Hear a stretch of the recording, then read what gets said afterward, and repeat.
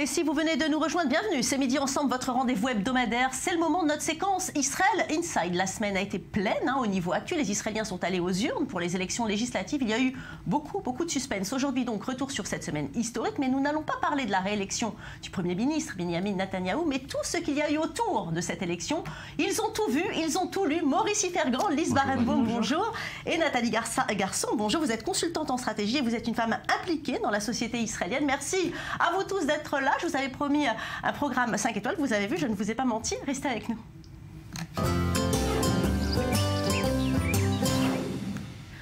En Israël, le président a une fonction honorifique. Il représente le pays à l'étranger, mais il a une tâche très importante à l'issue des élections législatives. C'est lui qui désigne le candidat jugé à même de former un gouvernement solide.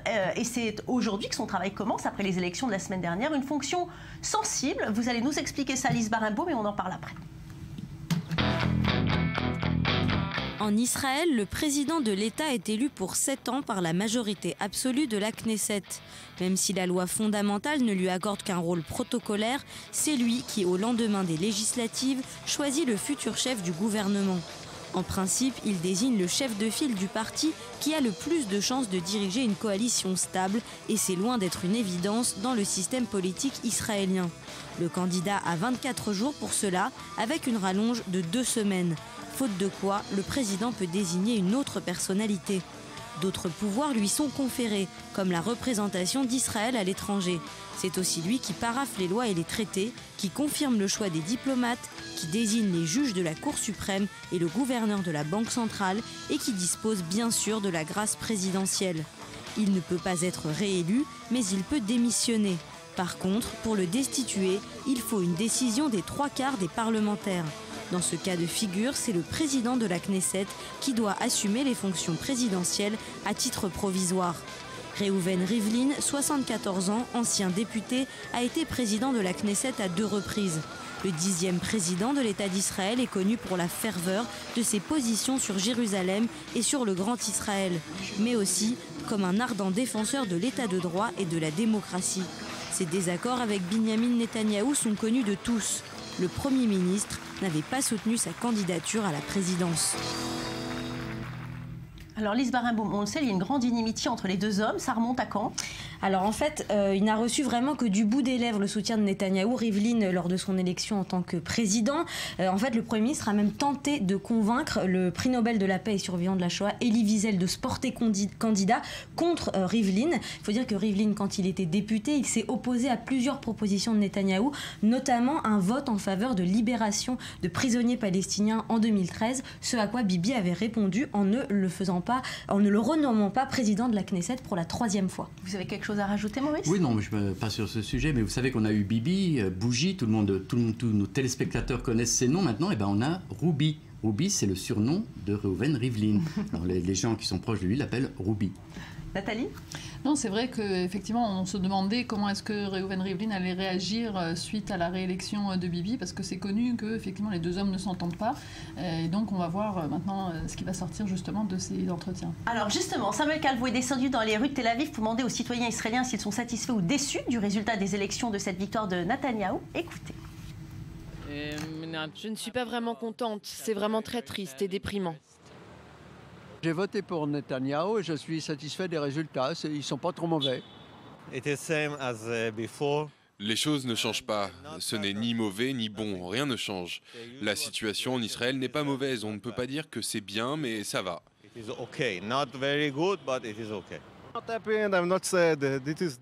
Je ne suis ni content ni mécontent. Les gens ont voté, les résultats sont tombés et c'est ainsi. Ce résultat est dû au fait que les gens aiment leur vie ici. Tout le monde est heureux. Je ne suis pas satisfait, mais c'est compliqué car je ne vis pas ici. Mais je me sens lié à Israël. Donc je ne me sens pas idéalement placé pour parler de politique parce que ça n'influence pas directement ma vie. Mais j'aurais préféré quelqu'un qui s'implique pleinement dans la résolution des conflits et qui cherche à amener la paix. Je suis satisfait. Nous sommes tous à la recherche de la paix et on veut que cela s'arrange des deux côtés. On est dans l'attente de bonnes nouvelles.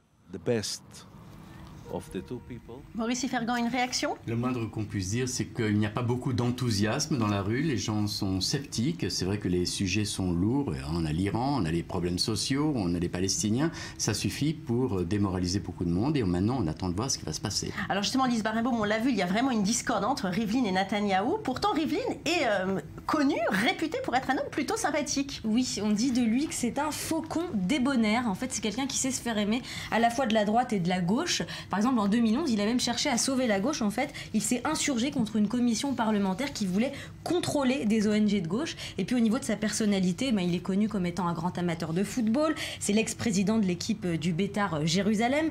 C'est quelqu'un qui est très jovial, qui est toujours prêt à blaguer. Et même dans l'émission satirique israélienne Eretz Nehederet, il est caricaturé comme un politicien un peu rigolard qui assène ses 4 vérités à Netanyahou à coups de grosses plaisanteries. Vous le connaissez aussi un peu sympa, ce président de l'État d'Israël, Nathalie Garçon? Disons que je ne le connais pas personnellement, mais effectivement c'est vrai que c'est l'image qu'il donne. Il a un sens de l'humour qui est connu. Et effectivement, il était directeur du Beitar donc avant, dans son passé. Effectivement, maintenant aujourd'hui, il a une position que beaucoup d'Israéliens remettent en question parce que le président, quelle est sa fonction, quel est son rôle, est-ce qu'il fait vraiment une différence? Et c'est vrai que là, on rentre dans une semaine où il a exactement son rôle à jouer, qui est celui de choisir le gouvernement. Donc, est-ce qu'on peut le comparer, par exemple, Maurice Fergan, à la reine d'Angleterre ou le roi d'Espagne? Non, pas vraiment, non, parce que là c'est un homme politique, malgré tout, c'est pas quelqu'un qui est nommé de pouvoir divin et qui représente le peuple britannique ou le peuple israélien. Non, c'est un homme politique, il ne faut pas se tromper. Reuven Rivlin est là pour mener le pays vers ce qu'on appelle un consensus, c'est-à-dire qu'il est toujours à la recherche de ce qui rassemble plutôt que de ce qui divise, c'est son rôle. Est-ce qu'il essaye de s'impliquer moralement ? Dans le choix du Premier ministre maintenant, je pense que tout d'abord, il n'a pas le choix maintenant. Vu les résultats, il n'a pas le choix que de confier la constitution du gouvernement à Benjamin Netanyahou. Donc il peut s'impliquer en essayant de convaincre les chefs de partis politiques d'aller vers un consensus, vers un gouvernement d'union nationale, plutôt que d'aller vers un gouvernement restreint qui ne représenterait qu'une partie de la population. Et par rapport à la population arabe, Nathalie Garçon? Justement, Reuven Rivlin est connu pour justement être pro-palestinien. C'est-à-dire qu'il est pour une citoyenneté palestinienne des Arabes en Israël. Donc il a une position qui est très claire par rapport à l'unité du peuple, comme disait Maurice. Et c'est vrai que sa position pourrait changer, comme on a vu par exemple en 2009, quand justement c'était donc Shimon Peres qui a donné la possibilité de faire le gouvernement à Benjamin Netanyahou, alors que c'était Tzipi Livni qui avait 28 voix. Et donc là, effectivement, on voyait comment le président avait son poids et a choisi justement de donner le... Est-ce qu'on peut imaginer, par exemple, Lise Barenbaum, un changement de fonction du président maintenant? En Israël, oui. Je ne pense pas. Par contre, au niveau du ton, c'est quand même quelqu'un de très spécial. Pendant les élections, on a vu qu'il a mis un clip en ligne sur Internet où finalement il poussait les indécis à aller voter. Il s'impliquait vraiment, c'était très humoristique avec un policier. Donc c'est quelqu'un qui change quand même du côté un peu hiératique de Shimon Peres. Bon, alors on l'a vu, c'est le président de l'État qui nomme le Premier ministre. En fait, quels sont les principes qui vont guider son choix, Maurice Fergan? Je vous l'ai dit, déjà, les principes, c'est le consensus. Toujours aller vers ce qui rassemble plutôt que vers ce qui divise. Donc on peut supposer que lors de ces consultations qui ont débuté ce matin, Reuven Rivlin va toujours poser la question aux chefs des partis: est-ce que vous pensez pouvoir siéger dans un gouvernement le plus large possible, et essayer de voir comment, par exemple, Kahlon pourrait siéger avec Lapid, comment Shas pourrait siéger avec Agudat HaTorah, les Ashkenazim face aux Séfaradim. Donc il y a toujours la recherche chez le président de ce qui unit plutôt que sur ce qui divise. Mais est-ce qu'il y a finalement, est-ce qu'il a beaucoup de manœuvres, de marge de manœuvre, ce président? Disons qu'après les résultats de ces élections, là, avec Bibi Netanyahou qui a 30 et Herzog qui a 26, il n'a pas vraiment le choix. Parce qu'on a l'impression qu'il ne fait que respecter le protocole. Là, dans ce cas-là, oui, mais comme je vous disais tout à l'heure, quand on est à 27-28, là, effectivement, le président avait un rôle plus décisif. Mais effectivement, aujourd'hui, son rôle reste très protocolaire, puisque avec un écart entre 30 et 26, il n'y a pas vraiment de possibilité de faire autrement. Cela dit, rien n'est joué. Il est possible qu'à la fin de cette semaine, on sorte avec un gouvernement d'union nationale et qu'il arrive à mettre ensemble Bibi et Bougie. Ce serait la grande victoire de Roubi. On a beaucoup parlé d'elle. Pendant cette campagne, les épouses des chefs de parti israéliens se sont beaucoup impliquées dans les campagnes de leurs époux. Des femmes critiquées ou encensées qui divisent parfois les Israéliens, mais qui n'ont jamais hésité à défendre leurs hommes, comme de vrais louves. Lise Barenbaum, vous nous faites découvrir Sarah, Miral, Liri et Gilad, et on en parle après. Derrière chaque grand homme, il y a une femme. Les élections législatives israéliennes l'ont parfaitement illustré. Celle qui a cristallisé les passions, c'est bien sûr la femme du Premier ministre, Sarah Netanyahou. Et pourtant, selon son époux, elle a été d'une force de caractère exceptionnelle. Quelle lente agonie tu as traversée à mes côtés. Quelle force mentale tu as, ma femme. Et quelle force mentale tu m'as donnée. Cible régulière des attaques des médias anti-Bibi, Sarah, psychologue diplômée, troisième épouse de Netanyahou et mère de ses 2 fils, a tenu le coup. Critiquée pour son train de vie, elle n'a pas hésité à convoquer les caméras d'une émission pour montrer au public les conditions spartiates dans lesquelles elle prétend vivre. Malgré cette image de femme aimante, dévouée et de mère exemplaire, Sarah Netanyahou serait une Lady Macbeth, une femme dont l'influence politique est très forte sur son mari. Sarah est la personne la plus puissante d'Israël, encore plus que son époux. Imaginez qu'il est obligé de se cacher dans la salle de bain pour avoir au téléphone les personnes qu'elle a prises en grippe. D'ailleurs, Sarah a toujours détesté un des plus proches collaborateurs de son époux, Naftali Bennett. Il est marié avec Gilad Bennett, mère de ses 4 enfants et chef pâtissière, qui le défend comme une véritable lionne sur les réseaux sociaux. Elle n'hésite pas à dire qu'elle a peur pour la vie de son mari, régulièrement pris à partie par des militants de gauche lors de ses meetings. En 2014, elle n'a pas non plus hésité à attaquer Yair Lapid, qui se serait attribué des réformes économiques accomplies par son époux. Quelle réforme exceptionnelle que mon mari a effectuée allez-vous vous approprier maintenant? Qu'est-ce qui vous fait vous lever le matin et vous dire « je vais m'attribuer le travail de quelqu'un d'autre » ? Dans le camp sioniste, la discrète Michal Herzog a su épauler son époux malheureux. Avocate de formation, elle a longtemps travaillé pour des organisations non lucratives. Des compétences qui ont aidé son mari lorsqu'il était ministre des Affaires sociales. Une épouse qui n'a jamais souhaité commenter les frasques médiatiques de Sarah Netanyahou. Yair Lapid a quant à lui épousé Lihi en seconde noces, une écrivain qui a publié un best-seller très proche de sa propre vie en 2008, intitulé « Une femme de valeur ». Lihi a grandi près d'Arad et a su s'imposer sur la scène tel-avivienne au cours des années. Journaliste et photographe, elle n'hésite pas à critiquer le couple Netanyahou dans les colonnes du Yediot Aharonot. Je pense que la femme du Premier ministre doit être une personne dont chaque femme devrait être fière. La guerre entre les hommes politiques n'a donc pas épargné leurs femmes. Alors, Lise Barenbaum, on l'a vu, Sarah Netanyahou a été particulièrement décriée dans les médias. Et juste avant les élections, il y a eu une autre affaire regrettable. Oui, ça s'est passé avec le magazine féminin Hat, c'est un peu l'équivalent de Elle en Israël, qui devait publier une spéciale sur les 2 hypothétiques premières dames, Sarah Netanyahou et Michal Herzog. Et en fait, il y a eu une grosse polémique parce que les photos de Sarah Netanyahou ont été retouchées. Donc, dans l'entourage du Premier ministre, on a pris peur, on a voulu interdire la publication. Les avocats de Sarah Netanyahou ont menacé le magazine qui a quand même publié les photos.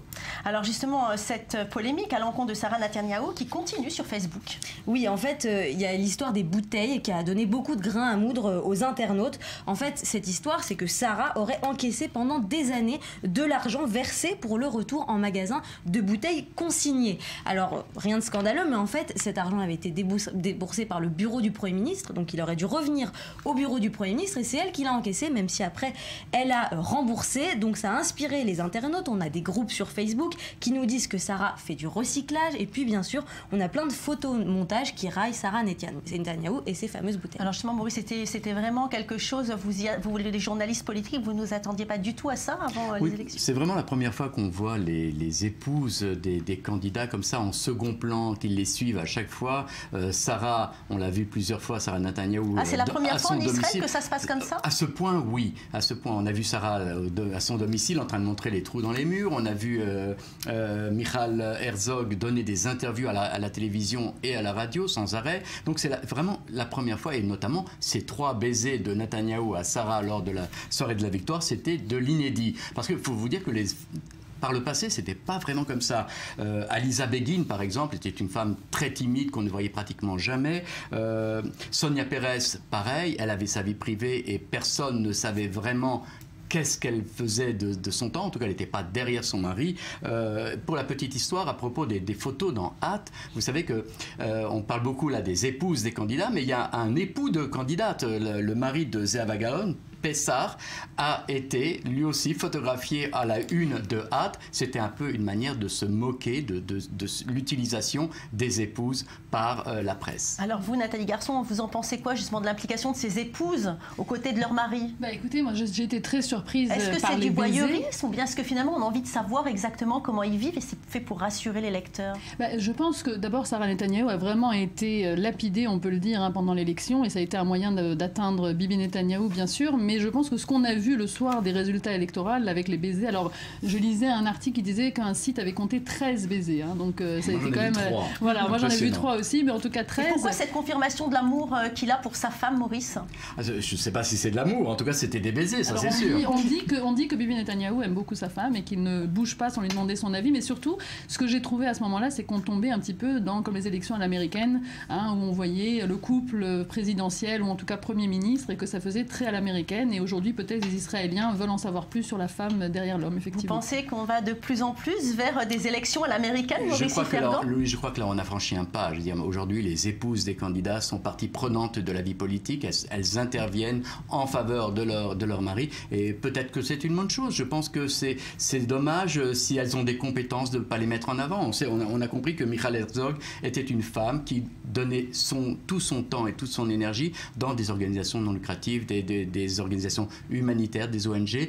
Pourquoi pas de la même manière que Sarah Netanyahou apparemment recycle les bouteilles et refait son domicile. En tout cas, il y aura, Nathalie Garçon, 29 femmes dans la nouvelle Knesset, soit 2 de plus que la précédente. Ça va dans le bon sens quand même. Tout à fait. Aujourd'hui, on peut dire, à 24% de femmes à la Knesset. Et j'étais surprise moi-même de voir que par rapport à la France, qui est à 26,9% de femmes, et aux États-Unis, au Congrès, qui est à 18%, Israël est vraiment pas mal placé.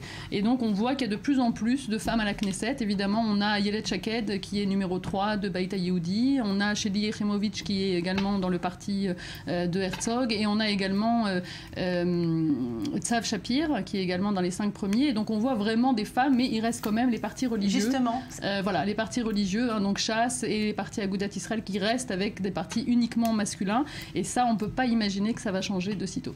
Il ne devrait pas y avoir une loi justement pour obliger le fait qu'il y ait plus de femmes à la Knesset?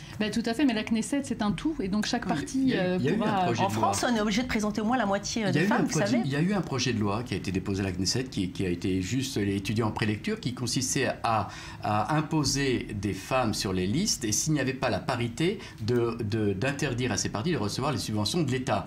C'est pas passé, vous imaginez pourquoi. Mais ce qui est intéressant, vous savez, il y a une chose qui doit se changer peut-être à la Knesset, c'est qu'il y a peut-être un record de femmes aujourd'hui avec 29, mais ces femmes-là sont toujours cantonnées dans des dossiers, disons, seconds. C'est toujours le social, la famille, les problèmes civiques, alors qu'elles sont capables, à mon avis, de tenir des dossiers beaucoup plus importants. Il faudrait que les choses changent. Voilà une bonne parole, Maurice Fergan. Allez, on va passer à Israël en bref. Cette semaine, évidemment, nous avons tous été concentrés par les élections, mais d'autres choses se sont passées, notamment une polémique qui agite la communauté orthodoxe, Lise Barenbaum. Oui, en fait, un orthodoxe tient des conférences où il prétend que la consommation de viande est interdite selon la religion juive.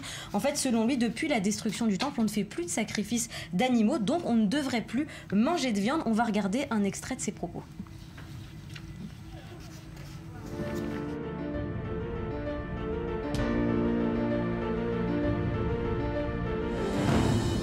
יש פסק הלכה שיש איסור מהתורה לקנות מוצרים מן החי, חד משמעית. לכן אסר אכילת בעלי חיים לאדם. על בשר כשר אנחנו מדברים, שלא תתבלבלו. ככה אומר לנו, זה אחד מהראשונים הגדולים, זה מזיק לנפש. אין הבדל בין צער האדם וצער שאר בעלי החיים. זו אמירה ממש מחייבת ומצמררת. והרמב"ם יכול להגיד את זה. לא יותר טוב שלא נאכל. בדין אסור לך לאכול בשר. אנחנו לא יודעים עכשיו איך להתמודד עם זה. אתה יודע איך הותר בשר? בדיוק באותה מידה שהותר לחטוף אישה משדה הקרב ולקחת. היתר הכי בזוי שיש בתורה שאף אחד לא עושה אותו. החזרת לי את האמון ביהדות. אני שמח, זה עוד כלום, לא נגענו היום בגרגיר.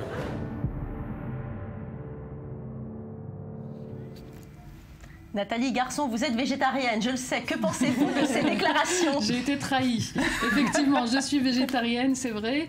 Cependant, désolée de vous décevoir, ce n'est pas une décision idéologique. Donc, je ne suis pas pour ne pas tuer les animaux. Je n'aime pas la viande, tout simplement.